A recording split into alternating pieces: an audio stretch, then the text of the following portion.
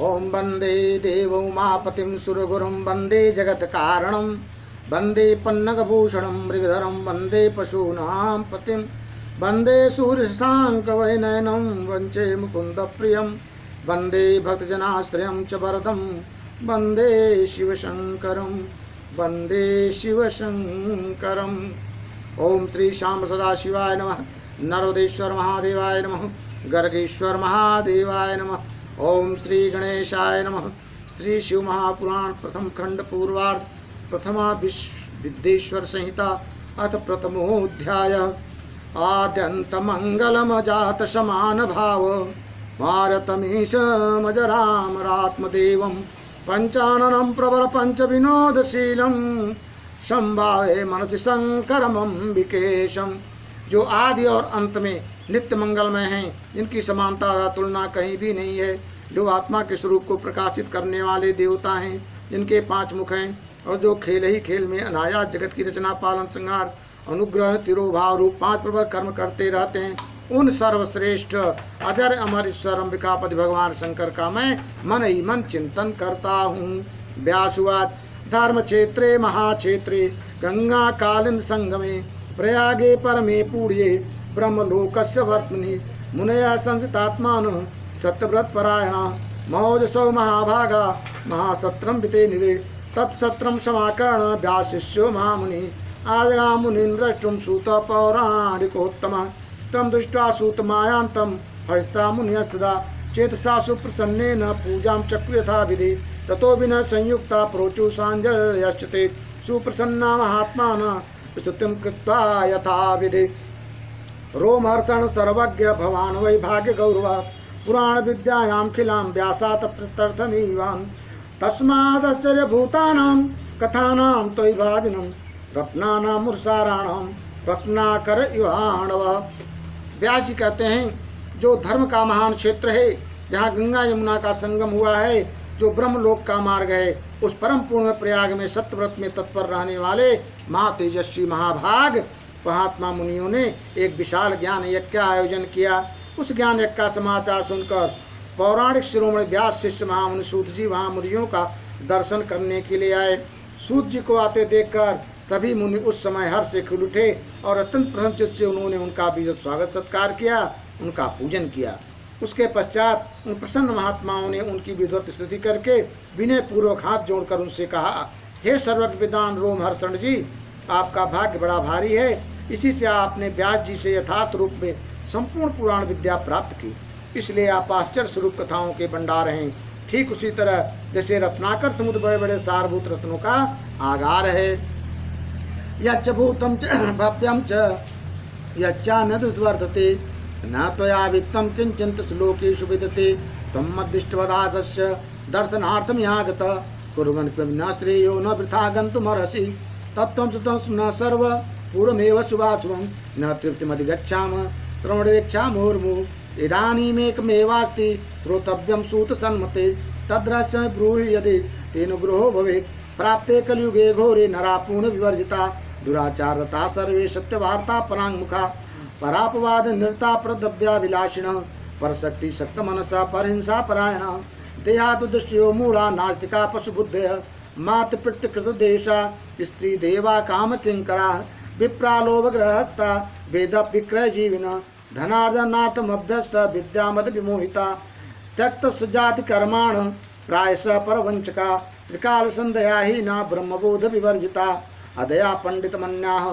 स्वाचारवत लोपका कृष्योदमरता क्रूर स्वभावा मलिनाशया क्षत्रिया तथा सर्वे स्वधर्म त्यागशीलिनः असत्संगा पापरता व्यभिचार परायणा असुरा अर्ण प्रीता पलायन परायणा कुचौर्वृत्य शूद्रा काम किंकर चेतसा।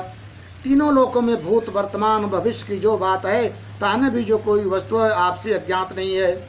आप हमारे सौभाग्य से इस यज्ञ का दर्शन करने के लिए यहाँ आए हैं और इसी ब्याज से हमारा कुछ कल्याण करने वाले हैं, क्योंकि आपका आगमन निरर्थक नहीं होता है, आपका आगमन हर समय सार्थक ही होता है।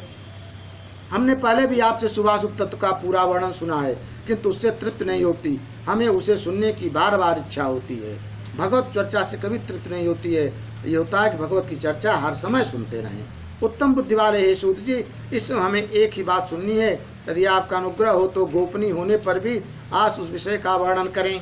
घोर कलयुग आने पर मनुष्य पूर्ण कर्म से दूर रहेंगे, दुराचार में फंस जाएंगे, सबके सब सत्य भाषण से विमुख हो जाएंगे, दूसरों की निंदा करेंगे, पराये धन को हड़प लेने की इच्छा करेंगे, उनका मन पराई स्त्रियों में आसक्त होगा तथा वे दूसरे प्राणियों की हिंसा किया करेंगे, वे अपने शरीर को ही आत्मा समझेंगे, वे मूढ़ नास्तिक तथा पशु बुद्धि रखने वाले होंगे, माता पिता से देश रखेंगे तथा वे कामवश स्त्रियों की सेवा में लगे रहेंगे।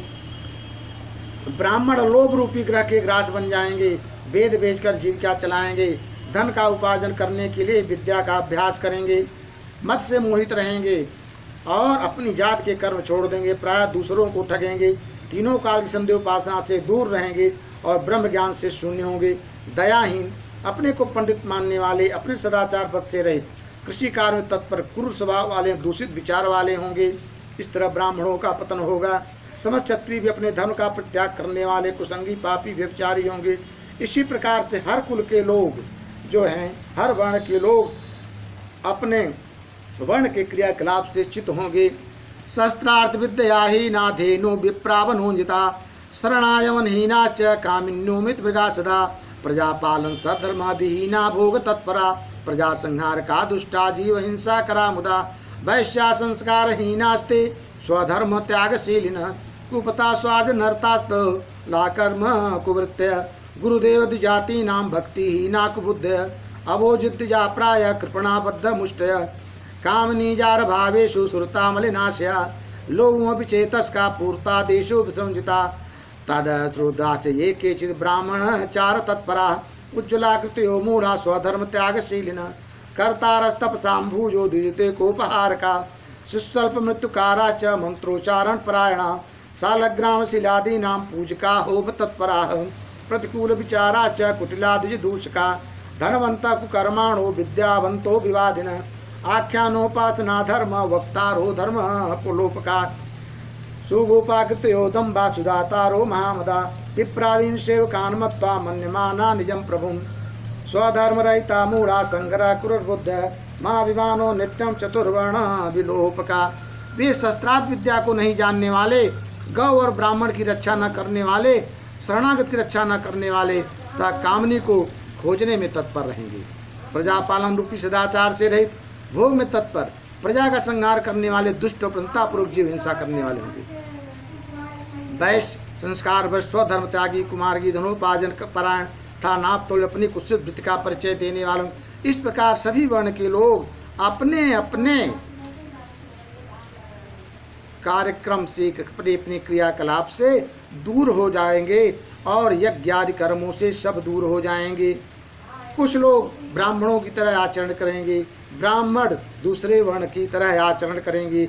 इस प्रकार से धर्म का त्याग करेंगे। वे भांत भांत के तप करने वाले होंगे, बड़ों को अपमानित करेंगे, छोटे बच्चों के अल्पमृत्यु होने के कारण अभिचारिक कर्म करेंगे, तांत्रिक क्रियाओं में लगेंगे, कुटिल स्वभाव के होंगे और आदरणीय लोगों से घृणा का भाव रखेंगे और सुंदर राजाओं के समान वेशभूषा धारण करने वाले दम्भी दानवानी अतिशय अभिमानी विप्र आदि को अपना सेवक मानकर अपने को स्वामी मानने वाले होंगे। वे अपने धर्म से शून्य मूढ़ वर्ण संकर पूर्व बुद्धि वाले महाभिमानी और सदाचारों वर्णों के धर्म का लोप करने वाले होंगे। सुकुलीना जनात्मत्वा चतुर्वर्ण विवर्तना सर्ववर्ण भ्रष्टकारा मूढ़ा सत्कर्म कारिण स्त्रियश्च प्रायशो भ्रष्टा भर्त वज्ञानकारिका सुरद्रोह कारिण्यो निर्भया मलिनाशना कुहाभाव निरता कुशीला स्मर वियोला जार संग्रता नित्यं स्वस्वमाभिमुखास्तथा तनया मातृपित्रो च भक्तिहीना दुराशया अविद्या पाठका नित्यं रोगग्रसिद्धयकाः एतेषां नष्टबुद्धीनां स्वधर्म त्यागशीलिनां परलोके प्रिय लोके कथं सूत गतिर्भवेत् इति चिंताकुलं चित्तं जायते सप्तमिनः परोपकार सदृशो नास्ति धर्मोत्परः खलु लघुपायनेषां भवेत् तद्योगनाशनं सर्वसिद्धान्तवित्वमि कृपया तद्वनाधुना। व्यासुवाच इत्याकर्णवचस्तेषां मुनीनां भावितात्मनां मनसा शङ्करं विस्मृत्वा सूत प्रोवाच तान् मुनीन् वे अपने को श्रेष्ठ कुल वाला मानकर चारों वर्णों से विपरीत व्यवहार करने वाले, सभी वर्णों को भ्रष्ट करने वाले, मूढ़ और सत्कर्म करने में तत्पर होंगे। कलयुग की स्त्रियां प्राय सदाचार से भ्रष्ट होंगी, पति का अपमान करने वाली होंगी, अपने परिवार की बात नहीं मानेंगी, किसी की भय नहीं मानेंगी, वे कुत्सित हाव भाव तत्पर होंगी, उनका शील स्वभाव बहुत बुरा होगा, वे अपने काम विवल प्रतिरत करने वाली होंगी। संतानें माता पिता की श्रद्धा रही, दुष्ट स्वभाव वाली, सद विद्या पढ़ने वाली, सदा रोगग्रस्त शरीर वाली होंगी। हे सूत जी, इस तरह जिनकी बुद्धि नष्ट हो गई है, जिन्होंने अपने धर्म का त्याग कर दिया है, ऐसे लोगों को इहलोक और परलोक में उत्तम गति कैसे प्राप्त होगी। इसी चिंता से हमारा मन सदा व्याकुल रहता है। परोपकार के समान दूसरा कोई धर्म नहीं है।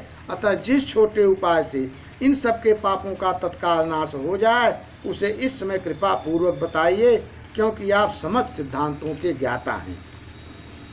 व्यासवाद इत्याकर्णवचस्तेषां मुनीनां भावितात्मनां मनसा शंकर स्मृत्वा सूतः प्रोवाच तान् मुनि।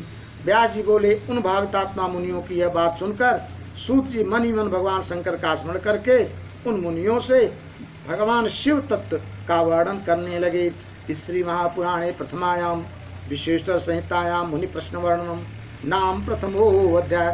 बोलो हर हर महादेव शिव शंभो।